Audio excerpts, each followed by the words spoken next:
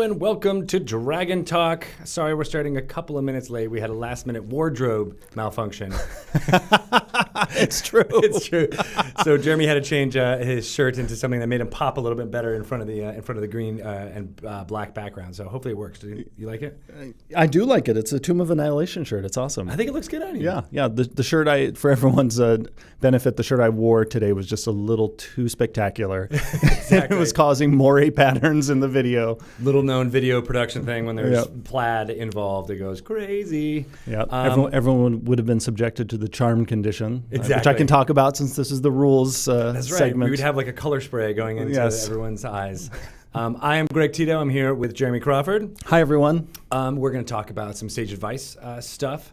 But before we do that, we'll get to some fun announcements. We had a really big week last week, and we got a big week coming up here on our Twitch channel. We're starting with this, 3 hours of Dragon Talk. We'll be interviewing Quinn Murphy. That's me and Shelly, the return of Shelly Mazanoble as a host. We'll be coming in at 3 p.m. And then at 4 p.m., we're talking to Dan Telfer, the Dungeon Master for Nerd Poker, the audio D&D live play podcast with Brian Posehn from Foursquare fame, as well as some other Hollywood types. So we'll pick his brain on what that's all about. And then what's going on tomorrow? We got Dice Camera Action tomorrow, as well as a Dragon Talk. So I'll be doing some of these, a Dragon News. I'll be doing some of these announcements then. And on Wednesday Tuesday night, we have the premiere of Maze Arcana starting at 7 p.m. Fury's Reach. Their storyline will start with Satine Phoenix dungeon mastering that Tuesday night, 7 p.m. Also happening on Wednesday at 7 p.m., Rudy Rutenberg will be continuing that in a kind of divergent storyline along those same veins. So check that out Tuesdays and Wednesday nights. Also on Wednesday at 4 p.m., Misclick's D&D Risen will be starting with Dungeon Mastered by Nadja Otakor. And they have an awesome kind of storyline lined up for you. That'll be beginning on Wednesday. And then Friday, the final premiere of the week, will be at 12 noon, High Rollers, Uncharted Territory. Mark Holmes and company will be starting their weekly show on the 30th, on Friday the 30th. So that's exciting. Dragon Friends will be slotting. Probably next week we'll be starting also on Friday nights at 7 p.m. Pacific time. All those times are Pacific time. Sorry for anyone who lives not on the west coast of Mexico, Canada, and the U.S. And you had a fun time this weekend, right? You went to Pride weekend here in Seattle. Yeah. A bunch of us from Wizards of the Coast marched in the Seattle Pride Parade, which apparently was one of the biggest, if not the biggest, Pride Parade in the city's history. Oh, really? No way. Well, did they have a final count on? I don't remember the number. I just saw the headline, so I could be spreading fake news, but but I think that's what I saw. Nice. The Wizards of the Coast contingent had a great time. We got to see a lot of gamers, along 4th Avenue in Seattle who, as soon as they saw who we were, they saw, we had a rainbow ampersand for D&D, and then we also had the Planeswalker symbol for Magic and a rainbow version of both, and people would see them and they point, yay, we love Wizards and we love the game. So we're just happy to see that our games help bring people together of all sorts. I love that. Yeah. I love that because it doesn't matter what background or who you are or whatever. Like there's a place for you in fantasy storytelling. Yes. And I think you were instrumental in getting that across in the books themselves, and then it's great to see it kind of as a public showing of support during these parades. It was pretty cool. Yeah, and really it's an extension of our philosophy for 5th edition D&D, which is this is a game for everybody, everywhere. If they're into fantasy, high adventure, there's a place at the table for you. Right. And if you haven't seen it, this is actually one of our values, which has been a value of ours, at least for the last 2 years here at Wizards of the Coast, but it was highlighted on the sign as they were walking down. Do you remember exactly what the phrasing is? This is pretty close to it, there's a place in our worlds for dragons and elves, and a place for you too. Something to elves and dragons belong in our games, and you do too. Yes, that's what it is. More eloquent than how I put it. I love that turn of phrase just because it feels almost like it was written ahead of time, But it's specifically been like this is so true to the philosophy of what we do with our games. So it's super neat. Awesome. So I think that's everything we got for announcements. Again, we'll be here for 3 hours. Shelly will be back at 3 p.m. And I think we're ready to get right into some fun rules talk with Sage Advice. You ready? I'm ready. All right. So here, I'll introduce this segment for podcast. Oh, there was one final announcement. I knew it. Next week is July 3rd, is the next Monday. Independence Day is July 4th here in the U.S., so we will be taking off July 3rd. There will be no Dragon Talk Live. There will still be a Dragon Talk episode dropping on iTunes and anywhere else you get podcasts that week, because we're ahead. We've been doing a lot of interviews and a lot of segments, so we're plenty fine ahead, but we won't be recording live on Monday, and potentially not Tuesday either, but I'll get back to you about that. So don't look for us tomorrow or next week. At 2 p.m., we'll be back the following week at 2 p.m. to start up with probably do some lore. We haven't done lore in a while. So. And related announcement, because the company is closed next Monday and Tuesday, we also won't be releasing Unearthed Arcana for July. What? Early next week. We'll be releasing it the week after. Oh, man. Yeah. Well, it's good that you got that out there, because there's going to be a lot of people who want to check in on that. They would be checking on July 3rd and like, nope, we're all off that day. And we always like to release it when we're actually in the office, because people will have questions and whatnot. So we want to make sure we're around so we can answer any immediate questions that pop up. Yeah, that's definitely not a fire and forget type of piece of content. No. Yeah. We are always involved. Yeah, because Unearthed Arcana is really a conversation between us and our great fans, and because we want to see what people think about these various rules we're playing around with. Nice. Yeah, cool. So good to know about that. It'll be back the following week. And we'll get right into our actual segment recording here. It's about magic items. So a little hint beforehand we start. Also, as far as format goes, at the end of this, we'll probably talk we do always talk for a long time, you and I. But we'll probably talk for about a half hour, and there'll be hopefully about 10 minutes for questions. So if you guys have specific questions for Jeremy, we'll eventually do one of these segments that is just nothing but questions from you guys, which I think will be a lot of fun. It might not be good for the podcast itself, but it'll be good for something like this. So keep that in mind. You don't have to get them all in today. But if you want to, put question in all caps at the beginning of your chat thing, and our lovely Sean Mayovsky will put it up at where we can see and show everyone. So, if you see us looking over here, it's because that's where the question exactly is. Right. All right, so we're ready to I think record the podcast segment. You all set, Ryan? Good. All right, we've been recording this whole time, unbeknownst to me. So there'll be some fun bing bongy type music happening. For those of you on the podcast, you'll hear that. Welcome to Sage Advice.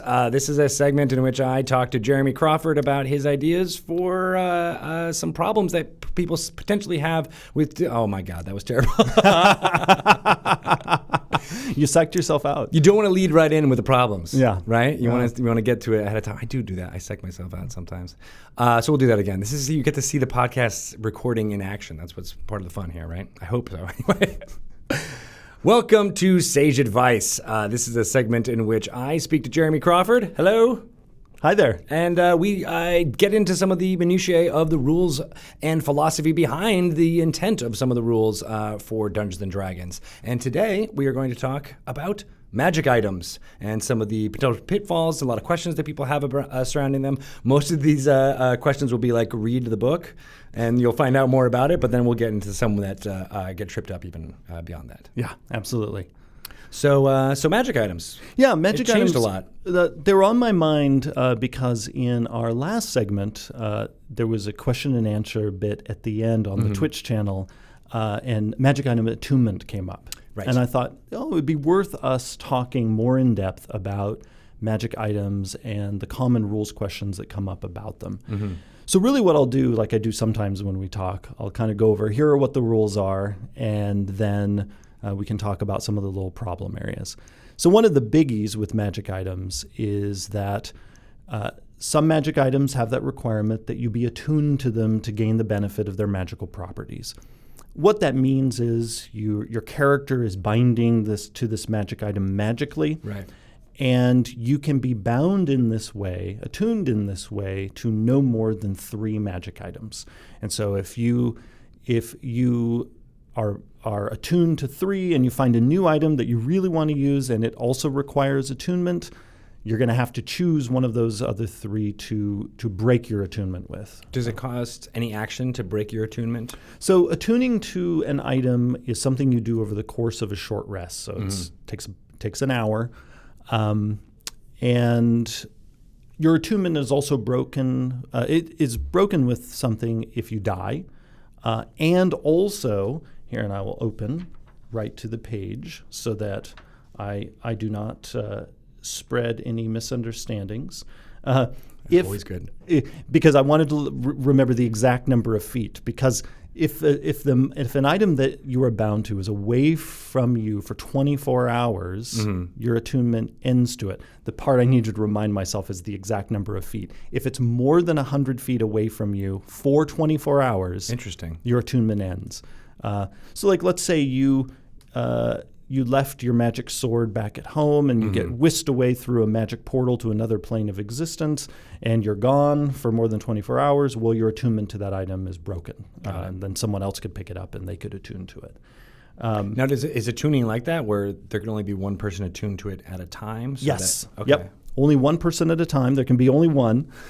You can also voluntarily end your attunement to an item by spending a short rest, breaking your attunement. I break with the. Yes, it basically takes an hour to get married to the item, and it takes an hour to get divorced from the item. We keep it realistic here in the fantasy rules. Yes, it takes a while. That makes sense. Now, the other way for your attunement to be ended is if someone else attunes to it. So, you can be the meanie who gets your hands on someone else's attuned item and attune yourself to it as long as you spend that short rest, and then now it's yours, right? Instead of theirs. And so if you're not attuned to a magic item that requires attunement, that item is basically like a non-magical object to you. You don't gain any of its benefits. It's still certainly a magic item, but let's say it's a magic sword that requires attunement. If you use it in combat, you're going to gain none of its magical properties. Okay. It's still a magic object, but again, for you, it's all of its special goodies are locked away, and it's really attunement is the process by which you unlock those special properties. Now, there are many magic items that don't require attunement, and I like to bring this up because sometimes people will go, oh gosh, I wish I could have more magic items than just 3. The answer is you can have more than 3 magic items. It's just you can't be attuned to more than 3, and not every magic item requires attunement. So you always, when you're looking in the Dungeon Master's Guide or in one of our adventures where many other magic items appear, you always want to look right under the magic item's name where the type of the item is listed. It will also tell you right up there at the top if that item requires attunement. If you don't see the words requires attunement, attunement's not required. And so that item you can benefit from in addition to any items that you're attuned to. So you could conceivably have a whole mess of magic items that you're using. That's the technical term for a group of magic items. It's a whole mess. Or maybe it's a bag of holding of magic items. Oh, I like that. Yeah. So that makes sense. And correct me if I'm wrong, but a lot of the more wondrous items kind of fall under the category that don't need to be attuned. Is that? Yeah, they're more like utilitarian ones. Mm-hmm. Yeah, there are quite a few that don't require attunement.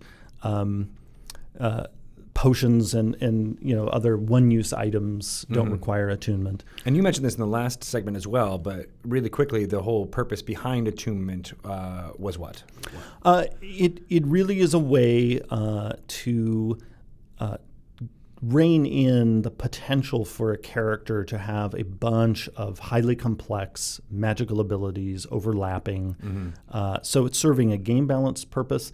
It's also serving a game speed purpose. Anytime we limit something in the game, there's always a game balance element, but even more important to us is keep the game moving. We don't want there to be so many overlapping effects that the game grinds to a halt as everyone's trying to figure out, how many of these many different effects are in play at once. Right.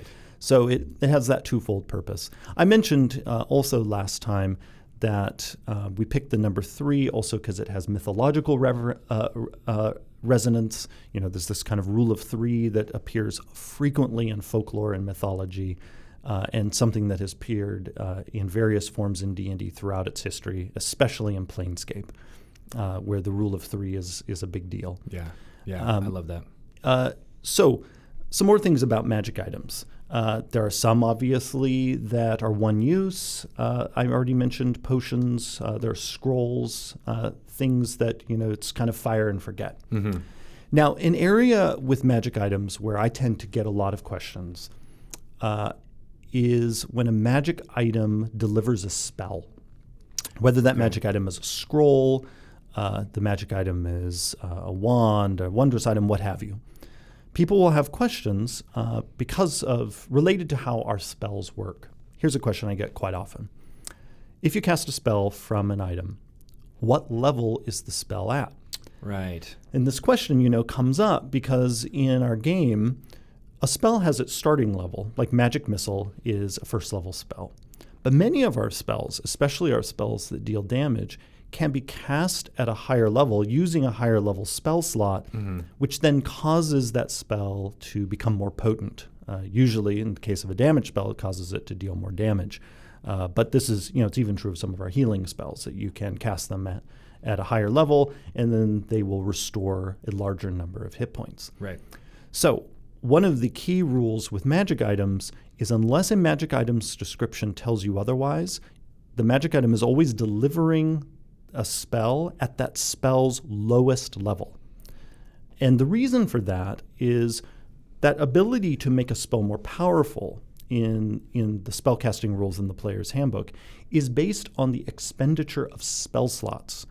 But when you're using a magic item, you're not expending any spell slots. Right. The magic item is sort of this, it's like, think of it as a device that, like this battery-powered device that has this preloaded version of something in it, and you're just unleashing it. It's not relying in any way on your own magical power, unless, again, the item's description says otherwise. There are a few exceptional items that require the user to be a spellcaster and will allow the spellcaster to use some of their own power to increase that item's potency. I like that because that means there's no substitute for having a spellcaster in your party. Yes, you could have magic items that cast spells, but you don't have that raw power in order to do more things and cause more damage unless you have a wizard or a sorcerer in your party that can do that sort of thing. Yeah, and often what a magic item is doing for you is giving you more versatility if you're a spellcaster. The magic item is letting you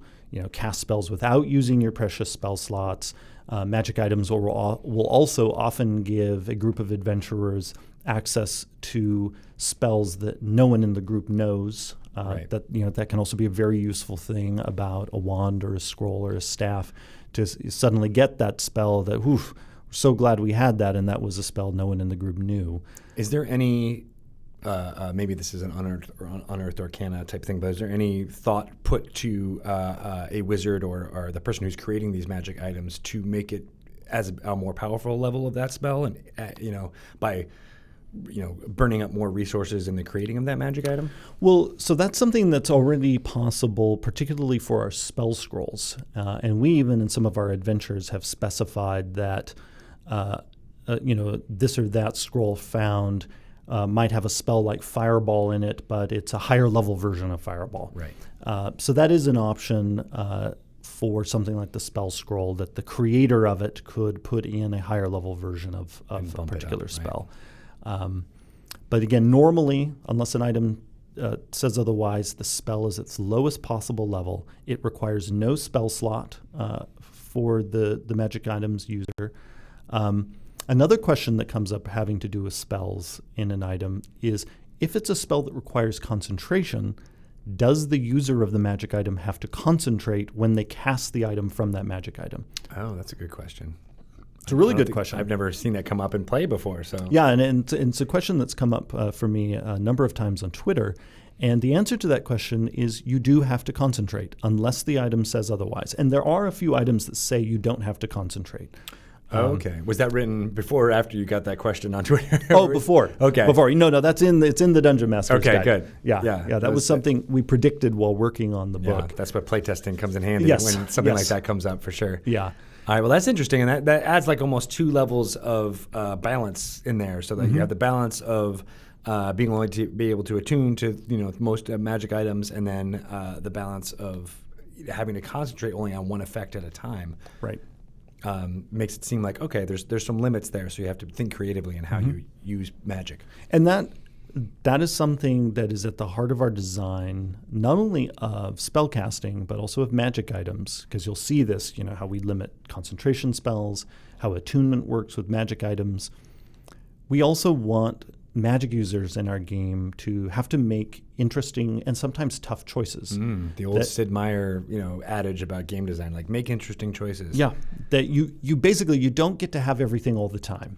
Because if you did, and this was actually something we playtested pretty extensively in the D&D Next playtest process, especially in our internal playtests, is we found that when we allowed spellcasters to be able to do everything all the time, it actually made the adventures less exciting because it meant that they had every solution at their fingertips all the time, and actually ended up not even being that fun for the spellcaster player. At first, it's kind of like that first few bites of that chocolate cake that maybe is too sweet. It's like, oh, this is really delicious, but then you get to bite 3 or 4, and it's like, this is too much. I've never had that feeling. You've never had it? It's from the guy who puts like 2 cups of sugar into his coffee. Oh, yeah, okay. No, but I get what you're going to. Like, it's almost like as if you think it's going to be really fun to be Neo in the Matrix, but then after a while you're like, crap. I can do everything. I can do everything, and now I have to do everything in order to survive this. So, yeah, I can see that. Yeah, and invincibility, having it all the time, can sometimes be thrilling in a story in a short burst, but if it goes on too long, it can become boring. Well, especially in a cooperative game such as this. Like and that was many of the criticisms of Dungeons and Dragons throughout the years has been spellcasters feel too powerful. Like especially at higher levels, they just trump anything else that the fighters or other more melee characters can get into. You know, and so I think some of these limits don't do, it's not like a huge swing towards spellcasters not being powerful. It just gives them a little bit so it doesn't feel quite so invincible. Yeah. So creating that sense of there's some vulnerability, there's decision making, and there's risk. Because especially with the concentration effect, there's always the risk that you'll take enough damage that you lose your concentration and the magic effect ends, whether it's from a spell you cast using your spell slots or it's a spell you're concentrating on that you cast from a magic item. Right. Also having to do with spellcasting from a magic item, I get asked sometimes, does a magic item require components? Does the spell cast from a magic item require components when you cast it? Like if a spell normally says, you need a gem worth 100 gold pieces, and there's a verbal and a somatic component as well. The question is, does the person using the magic item that is delivering that spell, do they have to provide those components? The answer is no. Okay. A spell cast from a magic item, unless the magic item's description says otherwise, requires no components, verbal, somatic, or material. So really it's often you just wave that wand and the spell comes out of it, or whatever it is the wand requires you to do to activate its magic. Right. Which could essentially amount to a somatic or verbal component, because if you're having to wave a wand, that's a somatic component. You're doing some of that action already. Or if a magic item requires you to utter a command word, that's very similar to a verbal component. I was smiling in the middle of you saying that because I was like, oh, now I want to create like a really powerful magic item that makes the player character have to do something super silly as part of it. Like you have to jump up and down and do the crazy jumping jack dance or something like that in order to cast magic missile every single time. And your foe would be like, what exactly are you doing? You're like, just wait for it. It's going to be really good. You're going to get blown up. Yeah. I just need to blow your mind. I just need to finish this little dance number. Like have it be like I feel like a bard would do really well with this magic item. Yep. Yeah. I like it. Yeah. Now, everything I just talked about is in the introduction to magic items in the Dungeon Master's Guide. And it's funny talking about questions I get. Sometimes, actually, one of the rules questions I get, it's not actually about the rules themselves, but it's about the questions I answer. Sometimes people will ask me, why do I answer these questions where it's so clearly spelled out in the books? Well, not everyone sees the rules, particularly when it comes to something like a magic item. This also sometimes happens with spells. A player's DM might say, hey, you got the Flame Tongue sword. And so a person in the DM will say, hey, it's in the Dungeon Master's Guide. Go look it up. And so the person will page to the Flame Tongue, and they'll go right there. They just got an awesome fiery sword. They won't look at the introduction and Right. read how magic items work each time that they're about to use this shiny new magic item. Exactly. Yeah. And so sometimes that's why in Sage Advice, part of my job is just to point out, hey, this is where you can find the rule that talks about that exciting new thing that just got added to your character, whether it's a magic item or you just learned a new spell. Right. And plus, these are big books. And even we here in the office often have to remind ourselves, where was that in the book? And I constantly look things back up, partly because I have so many different versions of the rules in my head. Right. Yeah. I know. I often will go to you with questions. You're like, all right, well, let's go check it out. And you've gotten really good at finding the right information, but it's not like it's basically like you're the Google of the Right. D&D 5th edition. Like I know where everything is. But I don't necessarily have the most recent version of it the published version of it in my head. Right. Because sometimes I'll even have not only a playtest version of the rule in my head, I might even have some weird version of it that like Mike Merles and I have been discussing at lunch, just because we sometimes talk about, here's an alternative way we could do something in an alternate universe. Right. And it gets to the point where you talk about that alternate way so many times that it feels like that's the real thing when the actual published thing, isn't. Right. Yeah. And it's always important to me that we're always talking about the game we published and not the game we wish we'd published or some alternate version we're playing at home. We're going to talk about the real deal. Right. Not the idealized version Yes. in your heads. Yeah. Very cool. And plus, the thing with D&D is the idealized version is different for every DM. Yes. And not even actually for each DM. It's actually each DM paired with each group, because I as DM have various D&D preferences, but even my preferences shift a little bit with each group of players. Right, which makes sense based on what story is being told. The kind of even just like the needs and desires of what you want the rules to do can shift and change based on that. You're like, I wish I had this. Well, you didn't know you wanted that until you had this specific group of things. So, it's impossible to design for all things, but you guys have done a good job of coming up with a framework that can then be built on to encompass all those different situations. Anything else about magic items before we table that? A few other things. One is identifying magic items. People sometimes wonder, well, how do I figure out what a magic item does? So the fastest way to identify what a magic item does is to cast the identify spell on it. If you don't have the identify spell, you can spend a short rest examining a magic item, and at the end of that short rest, you will have gained an understanding magically of what that item does. And that's one item. It's basically an hour per item. So again, the quick way is somebody cast identify. And if a spellcaster who can cast rituals knows identify, the beauty of identify cast as a ritual is it doesn't use up a spell slot, and rituals are still much faster than spending an entire hour on a short rest. Right, because it's 10 minutes for a ritual spell. Yeah, right? yeah. Any spell that's cast as a ritual has 10 minutes added to that spell's normal casting time. And then you can, correct me if I'm wrong, but you can do the ritual version of identify any number of magic items, or is still just one? Here, let's look it at up. the stack of books I have here. For just this purpose. Yes, exactly. For when I can stump the Sage Advice Master. So the other thing too, and I won't go into the details now, but the other thing for DMs in particular to look up is in the Dungeon Master's Guide, the section on cursed magic items. Because cursed magic items love to mess with the rules, because there are cursed magic items that will do things like make it impossible for you to end your attunement to it. So basically, like, the cursed item is like occupying one of your attunement slots. And so cursed items are a kind of a bit of potential chaos that can be a fun challenge in a campaign. So when you do identify, it is one item. It is one item, even as a ritual. Yes. Okay. But its normal casting time is 1 minute. And so let's say you decided to do that in the same amount of time as a short rest. Well, then you could indeed identify multiple items using the identify spell, even as a ritual. So it's it's going to be a much faster way for you to figure out what the heck is going on with these items. Yeah.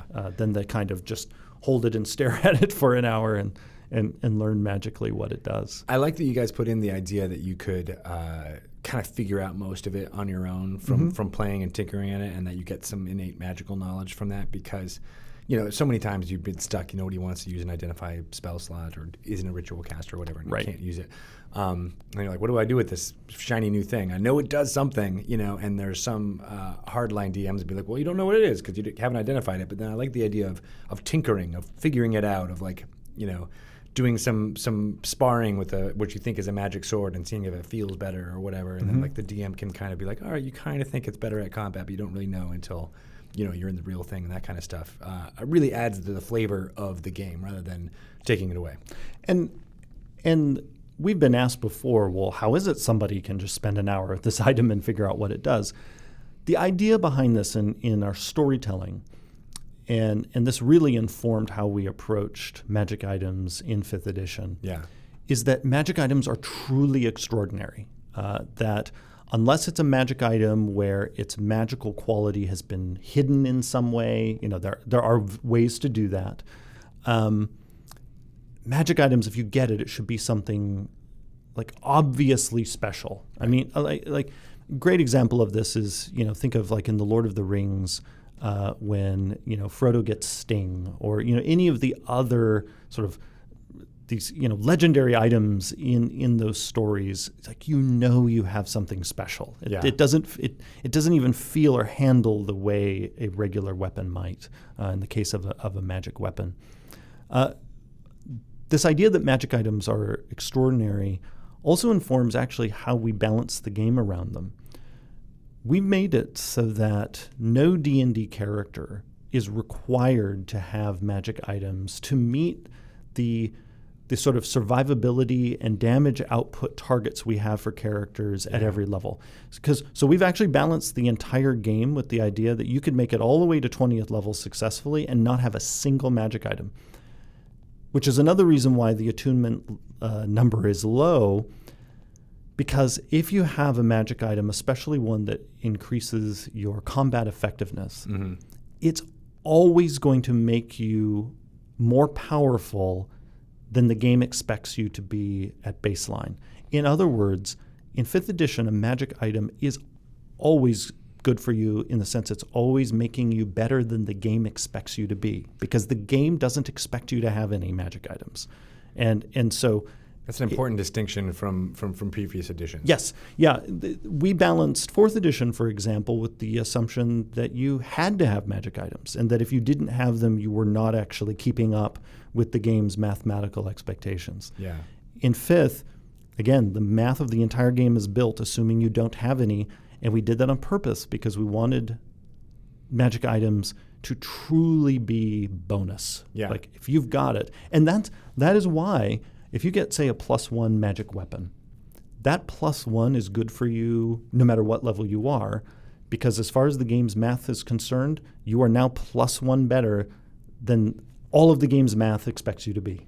And again, we wanted you to be in a place where magic items wouldn't feel like great, now I need a +2 or a +3 now, or it's another one of these. I'll throw this on my pile of magic knicknacks I've been collecting. Melt down all the +1s and +2s. Exactly. Which doesn't feel very epic. It doesn't feel like it's a story that's being told. And I think magic items work best when they have those names, or they have that something that this is something that's about power, and that's why so many they work great as MacGuffins for so many stories. And then but if you're right, if they're just thrown away like a watery lady who's tossing scimitars, and it's like, it doesn't feel as epic. Yeah. Now, in D&D, one of our settings, Eberron, is a world where magic items are plentiful.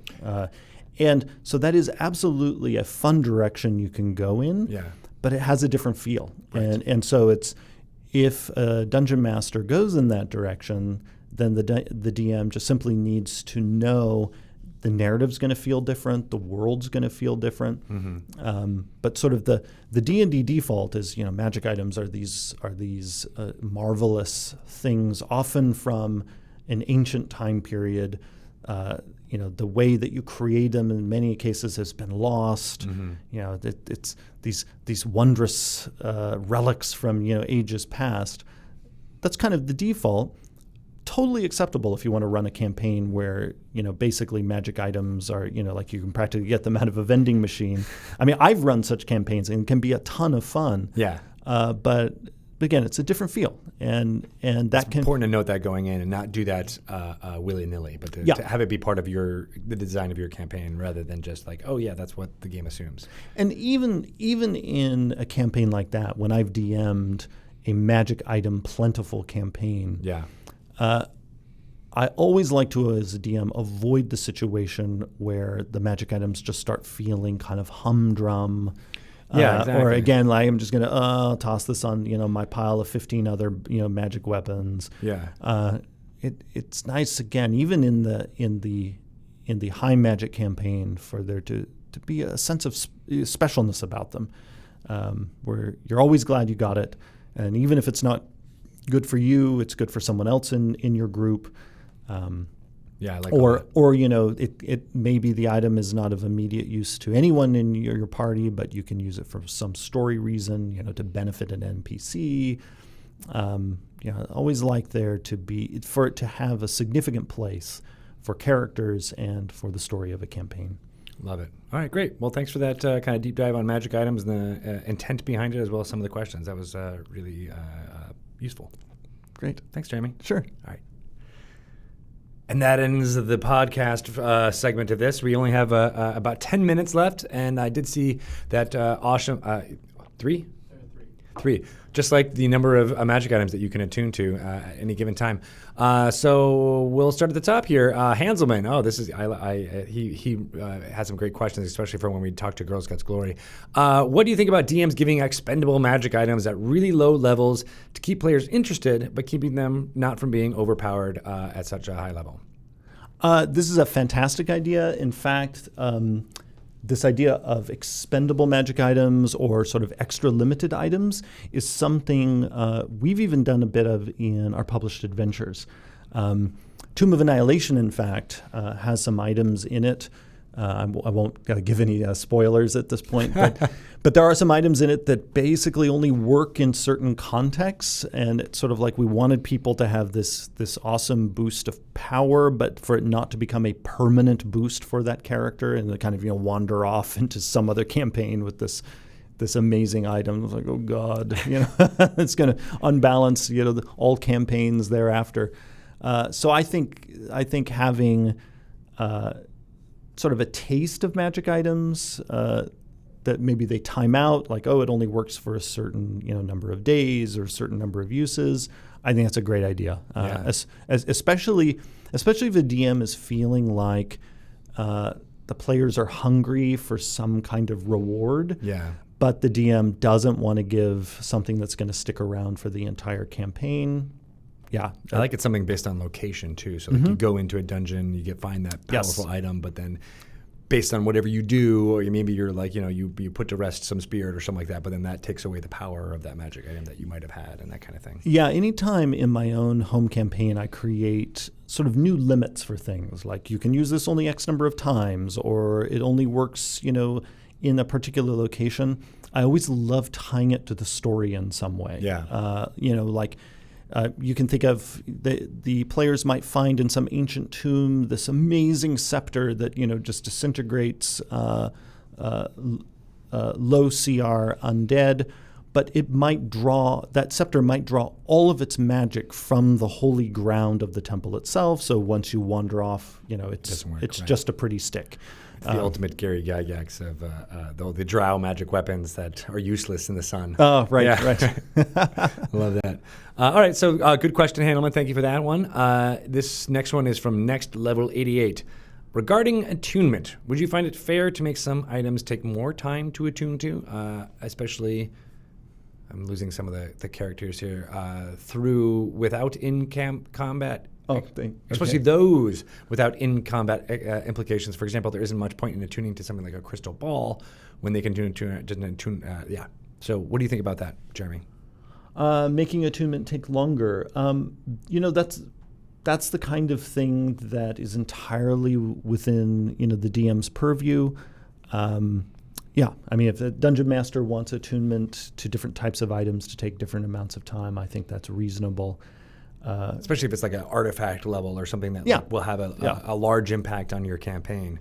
Now, that might be even a quest in itself, is like defend the cleric as he's trying to attune to this sanctum or something like that. Now, this is actually something I could have brought up in the podcast segment.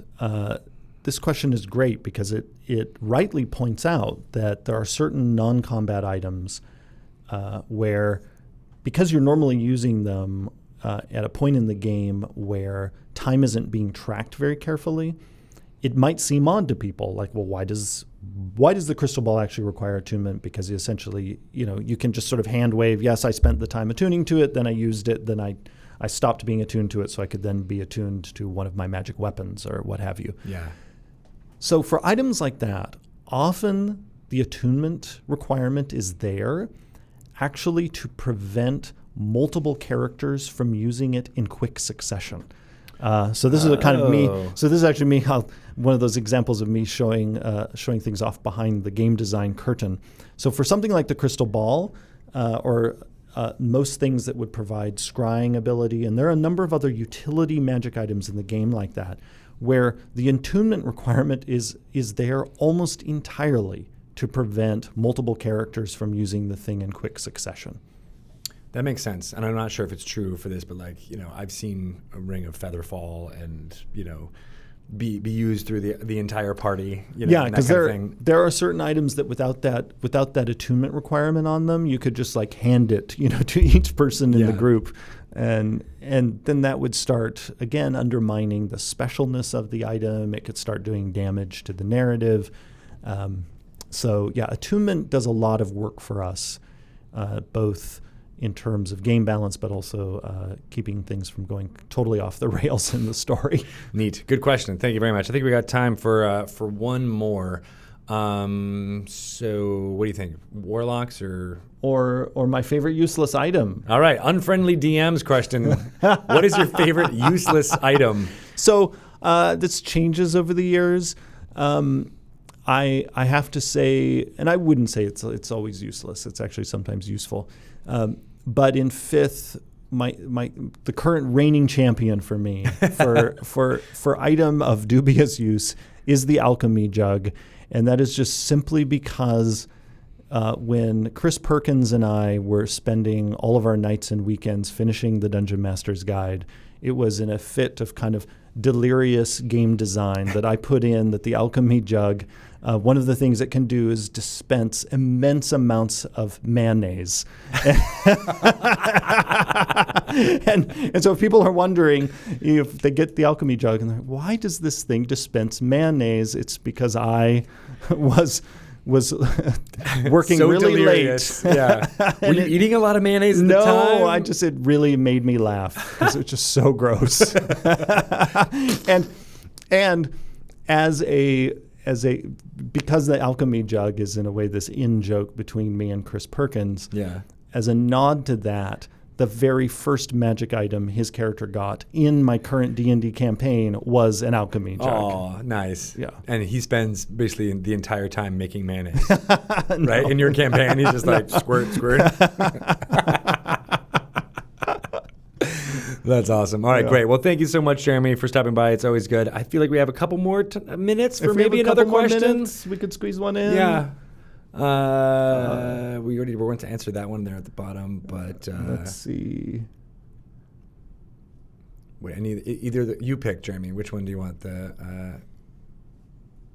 Let's see. This question: a trap hallway that heats metal and could melt regular weapons. Would that work on a magical sword that was once metal? That question's from a lucky number orange, so thank you for that question. Yeah, so one of the things we talk about in the Dungeon Master's Guide is that magic items are extra resilient. And so we are pretty cautious in the game about wrecking people's magic items, particularly because the game can sometimes be a bit stingy with them. I mean, not always. Even some of our 5th edition adventures have been pretty generous with magic items. Yeah.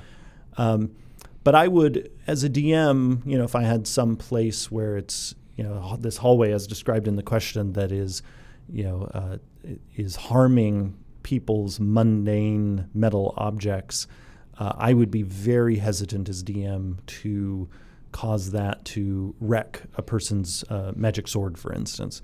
I might, just to make the players sweat a little bit, right. I might say the sword is starting to warp a little bit and actually make it so the sword is still fine. But then they're like, oh my God, we got to get out of here because we're about to lose our magic swords. We can tell, right? Yeah. And all of a sudden their long sword is a scimitar. Right. It's got a little bit of shape to it. Yeah. I like that too. But I mean, there's definitely something to be said about taking away magic items if it warrants it, right? Like if it's part of this, you know, or like I mean, that's the whole point of a monster like the Rust monster is to instill fear in players that their magical arms and armor will be eaten by this creature. And sometimes a DM will find him or herself in the situation of, oh boy, I have given out way too many magic items. Right.